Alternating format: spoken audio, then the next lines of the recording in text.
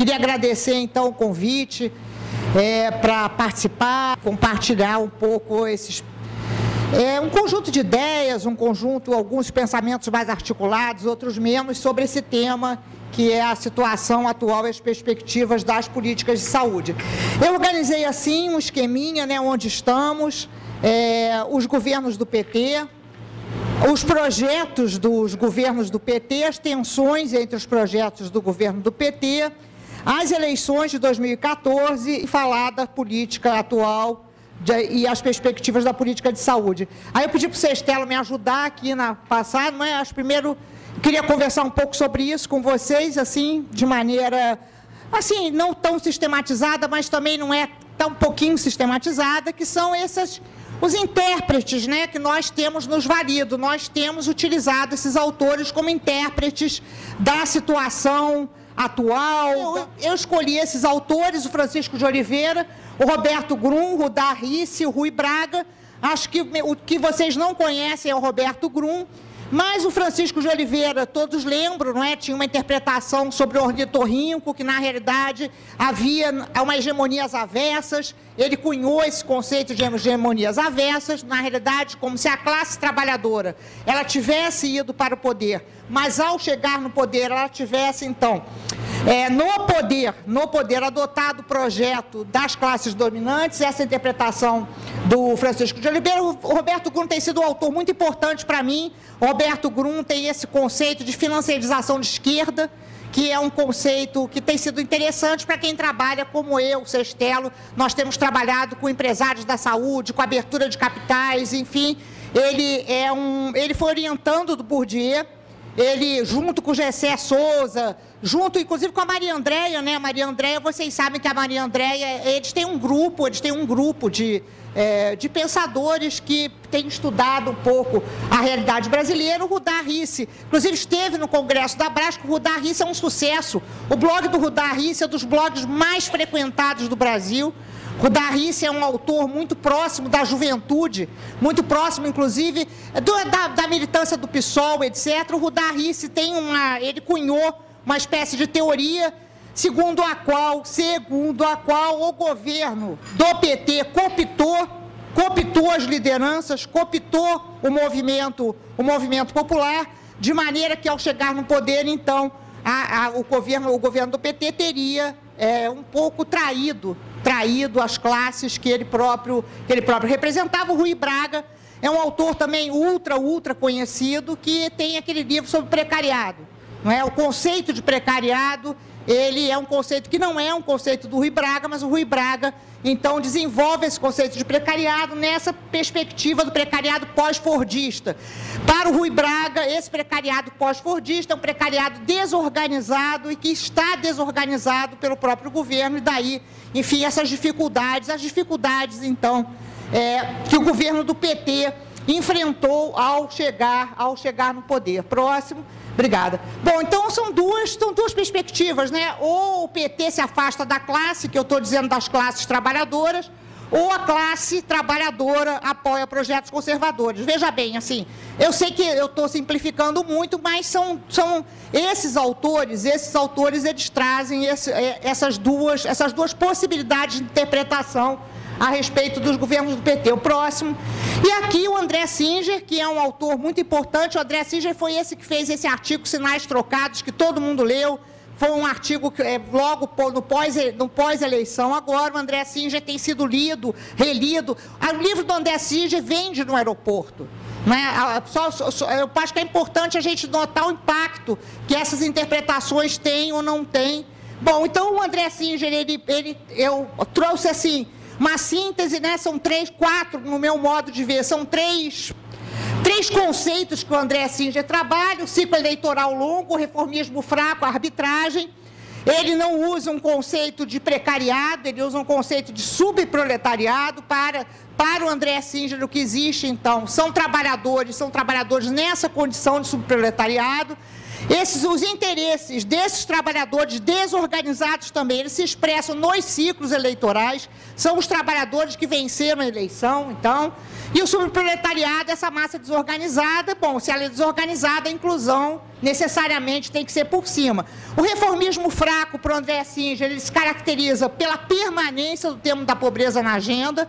Então, o que ele afirma é que o tema da pobreza não sairá mais da agenda pública do país.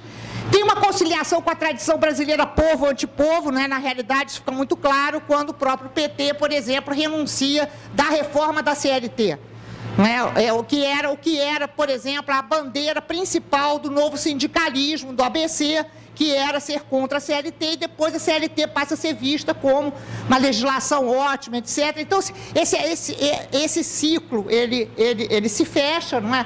Com qualquer formação que almeje sucesso eleitoral tem que abordá-lo positivamente. Quer dizer, o PT passa a disputar as eleições e considerar que as eleições são processos importantes. E a arbitragem é no Lula. O Lula, então, o lulismo, não é o Lula, porque a Dilma também se tornaram árbitros de projetos que são completamente contraditórios. Por um lado, então, existem políticas, projetos, etc., para a pobreza, para o subprecariado, e existem projetos, políticas para as classes dominantes. O que ele polemiza com o trabalho de Francisco de Oliveira, ele tem um acento que é muito interessante, daí essa popularização do trabalho do André Singer é positivo. Ele vê o governo do PT positivamente, ao contrário dos autores anteriores que viam os governos do PT com um acento muito negativo. Então, o André Singer, ele traz esse trabalho, é um trabalho de fôlego próximo. E aqui uma interpretação do Fernando Henrique Cardoso, que eu diria que a gente não pode abandonar, eu sei que vocês sabem disso. Fernando Henrique Cardoso é o autor sociólogo mais lido no mundo. Eu não sei se alguém tem ideia assim, do que é o Fernando Henrique Cardoso. Fernando Henrique Cardoso foi o presidente neoliberal, etc., mas, por favor, leiam o Fernando Henrique Cardoso, leiam Fernando Henrique Cardoso. Não é impossível entender o Brasil sem ler Fernando Henrique Cardoso, não é? Então, Fernando Henrique Cardoso tem uma interpretação, é importante entender a interpretação do Fernando Henrique Cardoso, que está aí, não é? Um pouco expressa nisso, uma boa social-democracia versus um mau populismo. A ideia do Fernando Henrique Cardoso é que é necessário que as elites, que as coalizões de elites governem o país. Então, por um lado, primeiro, o Fernando Henrique Cardoso tem uma teoria da dependência que redundava no socialismo. Ele escreve um artigo em 1989, ele revê um pouco a teoria da dependência. Nesse caso, a teoria da dependência resulta da adesão teórica ao neoliberalismo, não é? Essa é uma teoria, ela tem bases, ela tem fundamentos, etc. E, claro, nessa chave, então, de interpretação, o Lula seria um populista, que é uma interpretação com a qual eu não concordo de jeito nenhum. Eu não concordo que os governos do PT são governos populistas. Eu concordo com o André Singer nesse sentido. Não se trata de ser populista, de não ser populista. Essa é uma interpretação que está aí dada, inclusive, pelo PSDB. Quem interpreta assim é o PSDB, mas essa interpretação ela é muito forte. Eu diria que ela é quase hegemônica, inclusive em setores de esquerda, que muitas vezes consideram que os governos do PT são governos populistas. O próximo. Bom, essa é um pouco que a interpretação com a qual eu me aproximo dela, não é? Eu diria assim, não é um acaso. Os governos do PT não são um acaso, existe uma revolução molecular na América Latina desde os anos 80. Esse é um processo longo, é um processo importantíssimo de cidadania cívica, de aumento da democracia nesses países, na Bolívia, na Venezuela de um outro jeito, no Brasil, etc. O que o PT chega no governo nesse momento, o PT chega no governo no momento que o Collor acabou com o ABC. Eu não sei se vocês têm clareza disso. O governo Collor acabou com o ABC. O governo Collor acabou, não foi só com o setor público. O governo Collor acabou com a economia brasileira. Então, nesse momento que o PT chegou ao governo, havia um imenso processo de desmobilização. Não sei se todos recordam o que foi a greve dos petroleiros. A greve dos petroleiros derrotada durante o governo Fernando Henrique Cardoso. Então, essa é uma chave que eu considero importante de interpretação. Eu não concordo com o André Singer que o lulismo foi gerado por uma crise porque eu precisaria mais tempo, mas o que ele explica é que, na realidade, no primeiro governo Lula, quem vota no Lula são as classes médias, no segundo governo Lula, quem vota no governo Lula é o subproletariado. Por quê? Porque houve um mensalão. O mensalão, para o André Singer, no mensalão ele fez uma divisão no país e possibilitou, então, que o Lula fosse, no segundo governo, votado pelo subproletariado, que não tinha acontecido no primeiro mandato. Então, eu não concordo com ele. As tensões internas, esse é meu ponto, as tensões internas existem. Eu diria que tem 2 projetos hoje no âmbito da coalizão, inclusive 2 projetos no âmbito do que são os setores mais à esquerda da coalizão, do atual governo, dos atuais governos. Eu acho que elas se dividem assim, no combate de forma focalizada à pobreza e na atenção do enfrentamento da desigualdade. Um é só pobreza, o outro é pobreza e desigualdade, essa é uma diferença, se a política é só a política de combate à pobreza ou se é uma política de combate à pobreza e à desigualdade. A pergunta é essa, é possível avançar? E se eu diria que é possível avançar, eu me alinho com essa perspectiva, é possível avançar. E é claro que eu penso que, ao contrário das interpretações, que elas são muito essencialistas, elas dizem a classe trabalhadora tem que se identificar com a revolução, são interpretações essencialistas. Eu penso que é muito importante que a gente analise as coalizões, as políticas governamentais, ou seja, quem é que está no governo, quem irá para o governo e tal. O que tem acontecido no Brasil é que houve essa tentativa importante de inovação institucional, que foi o Conselho Nacional de Desenvolvimento Econômico e Social, que não foi adiante, não é? Isso teria sido um processo muito importante para o Brasil, que era, de alguma maneira, uma mediação entre o parlamento eleito, esse parlamento eleito, os parlamentos eleitos e a possibilidade de articulação com movimentos sociais não foi adiante. E, do outro lado, assim, o que existe é isso, uma aceitação de veto. O governo aceita veto, não é o problema do projeto, o governo aceita veto dos setores burgueses, veto. E nós temos uma mídia que virou oposição, quer dizer, uma oposição que nem precisa ser oposição, A oposição é realizada pela mídia, isso é muito importante entender. Qual é o papel da mídia? O papel da mídia, PIG, etc., eu acho que são conceitos fracos para explicar o que se passa. Na realidade, o que tem acontecido no Brasil é que não existe oposição política e a oposição é realizada pela mídia. Inclusive na saúde, está claro isso, gente. Olha só, nós temos que entrevistar o Drauzio Varela, vocês não acham? Não, é sério, ou alguém acha que quem manda na saúde somos nós. Nós temos que entrevistar a medicina privada de São Paulo, não é, gente? Ou a gente acha que nós estamos aqui abafando, Ainda mais com o Alckmin ganhando a eleição. O que vocês acham que vai acontecer em São Paulo? Com essa imensa eleição, imensa afirmação do PSDB em São Paulo. Então, isso é super importante, Essa oposição, que eu acho que é uma interpretação que a gente precisa aprofundar, precisamos concordar ou não com essa interpretação, senão a gente vai ficar a vida inteira, dizendo assim, olha a mídia golpista. Não, é uma oposição articulada. Não é que eu espero agora, eu já vou adiantar um pensamento, que eu espero agora que haja oposição nesse país. Não é que a oposição, ela exerça-se, ela se afirme como oposição e que ela não utilize esse recurso, que é um recurso muito difícil. Próximo, Brasil contemporâneo, E aí eu quero conversar também, inclusive com o Luiz Eugênio, Eu acho que o Brasil, essa é a minha interpretação, olha só como é que eu vejo o Brasil de maneira otimista. Eu acho o Brasil um país moderno, sofisticado, cheio de religião, cheio de orientação de gênero, cheio de diversidade cultural. Não considero que o Brasil é um país atrasado, um país patrimonialista. E junto comigo, quem concorda com isso é o Gessé de Souza, que é um sociólogo da mesma matriz do Roberto Grum. Gessé de Souza é um sociólogo também de orientação, também estudou com Bourdieu, e Gessé de Souza tem tido eu acho que nós da saúde coletiva não temos lido Gessé de Souza, mas Gessé de Souza tem afirmado e tem dito que o patrimonialismo é o pior conceito que existe nesse país, porque ele justifica tudo. Então o SUS não dá certo por quê? Ah, porque o Estado é patrimonialista. Ah, minha mãe é corrupta por quê? Ah, porque o Estado é patrimonialista. Ah, eu, taranã, porque o Estado é patrimonialista. Quer dizer, ele diz que isso na realidade virou a melhor desculpa para tudo. Eu diria também a importância assim, da gente olhar, então, como eu considero assim, né, olhar do presente para o futuro e também do passado, mas não só ir para o passado, etc. Bom, próximo. Os governos do PT, né? Os governos do PT são muito diferenciados em pontos muito positivos, não é?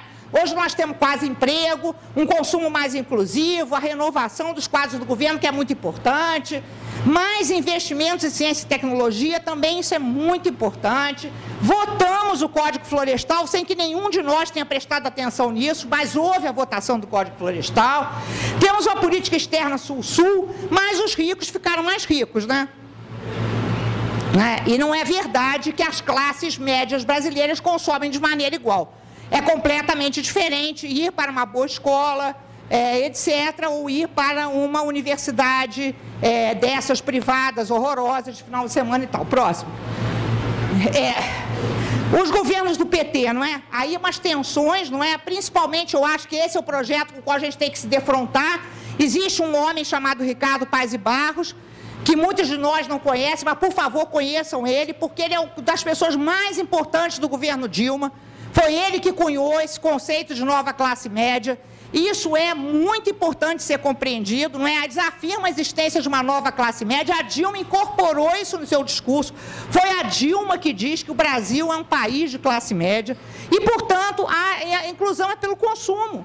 Não é? A ideia é essa, a ideia do individualismo metodológico, do utilitarismo ultra selvagem, e essas pessoas estão no IPEA, possivelmente continuarão ditando o que é a política social. Na realidade, o Ricardo Paes e Barros sempre esteve, ele foi o pai do Bolsa Família do Fernando Henrique Cardoso e continua sendo a pessoa mais importante na formulação das políticas sociais. Então, eu penso que esse é o enfrentamento que nós temos que ter. Próximo. Bom, aqui eu penso uma agenda de mudanças, não é? O Noronha nos provocou. Eu acho que uma agenda de mudanças fraca seria o Plano Nacional de Direitos Humanos, pelo menos, não é? Que vocês sabem que foi entubado. O Plano Nacional de Direitos Humanos, aquele que foi o primeiro, foi do Fernando Henrique. O segundo seria do Lula. Ele ficou engastalhado, esse plano. O que é que fala que tem aborto? Tem, assim, olha só o que o plano fala que é legal. Fala que o Bolsa Família deve ser constitucionalizado, que deve virar renda mínima. Esse é o Plano Nacional de Direitos Humanos. E a consolidação das leis sociais, tá? Então, próximo, Sestelo, para eu não... Aqui as eleições de 2014, né? As eleições de 2014 foram, assim, eu não tenho análise, mas eu sei falar das eleições de 2012. Nós ganhamos as eleições, nós que eu estou dizendo é o seguinte, nós, a coalizão, tá, nós, tá? Nós ganhamos a eleição de 2012. A vitória do Fernando Haddad foi sensacional, porque a vitória do Fernando Haddad foi em meio ao mensalão. Então, a eleição de 2012, ela foi uma profunda vitória, inclusive, em relação ao que era o terrorismo econômico, etc., que naquele momento veio a pauta única da corrupção, etc. Bem, e agora eu diria assim, que nós tivemos uma imensa vitória no Nordeste, especialmente em Pernambuco, que eu considero muito importante. Olha como que o Brasil não é patrimonialista, gente. Aquela família Campos foi lá dizer que era para votar no Aécio, e a população votou na Dilma, tá? Então é isso. Acho que é uma coisa super importante como chave analítica para se entender o que é esse Brasil moderno, A gente teve uma profunda derrota em Minas Gerais. Não, desculpe, eles tiveram derrota em Minas Gerais e nós fomos derrotados no ABC, não é?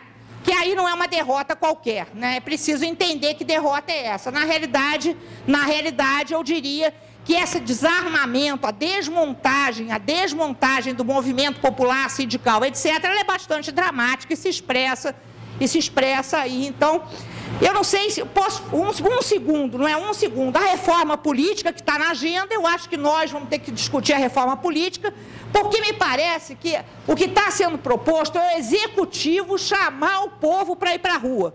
Eu diria que essa reforma política, desse jeito, vai dar em nada. Então, claro que nós somos a favor da reforma política, mas tem que ser uma reforma política que não faça essa gambiarra, não é? A reforma política ela tem que ter articulação, parlamento, sociedade civil, organizada, desorganizada, etc. Próximo. Aqui a situação atual, né, as perspectivas da política de saúde, os projetos são fragmentados, a tônica da política de saúde é o SUS para pobres. Olha só, gente, por favor, quem não acha isso, eu quero conversar. Inclusive, tem vários projetos hoje, né, eu falei isso para vocês, que do texto da lei está escrito é para pobre, só falta agora ter teste de meios, o Noronha está dizendo fim, né? A nova classe média para os planos privados, essa coisa dos empresários da ANS, enfim, vocês sabem disso, né? Claro, mas o que eu acho mais importante é que nós todos viramos neoliberais, né? O neoliberalismo ele é uma praga, ele gruda na gente. Então, todo mundo começou a falar em governança, como se governança fosse uma coisa moderna, não fosse, digamos, a coisa mais central do neoliberalismo, né? A governança, ela é o conceito, ela é a ferramenta mais importante do neoliberalismo. O CONAS e o CONASEMS não mencionam a privatização, isso é chute. Vamos ver se a Carmen estudando, mas eu tenho a impressão, nas agendas que eu conheço, que eles não mencionam, é como se nada houvesse, não é? Várias das nossas teses também não mencionam, as pessoas estudam atenção primária à saúde, como se estivesse num mundo no qual a atenção primária à saúde ela não se conecta com o DASA, que é o laboratório que atende a atenção primária à saúde, enfim, não é? 50 milhões atendidos por 14 mil, quer dizer, virou número, né?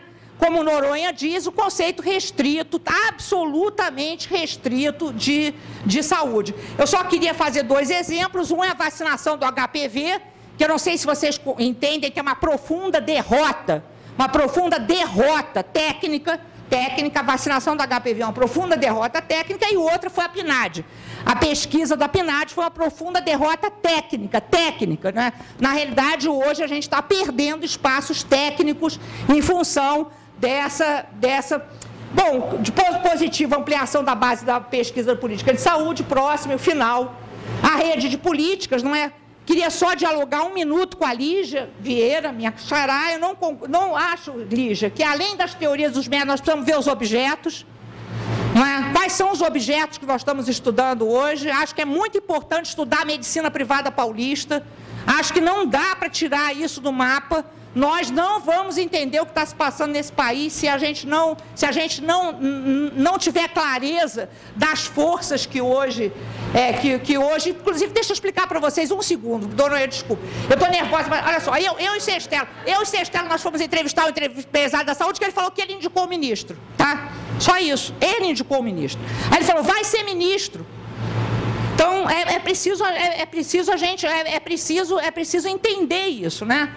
E, por fim, conversando com o Luiz Eugênio, a gente ontem treinou um pouco o que a gente ia falar, eu sugeriria que a gente ampliasse nossa agenda, não é? Ampliasse nossa agenda da saúde exatamente na provocação do Noronha. Acho que é preciso lutar pelo saneamento desse país.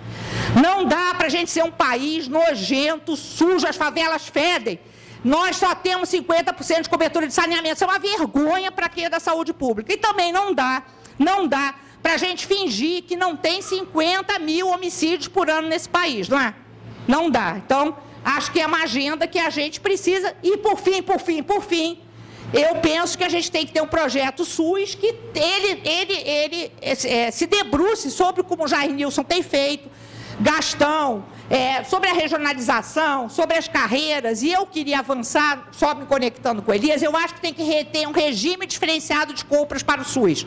Acho que nós precisamos avançar numa agenda que seja uma agenda, obrigada,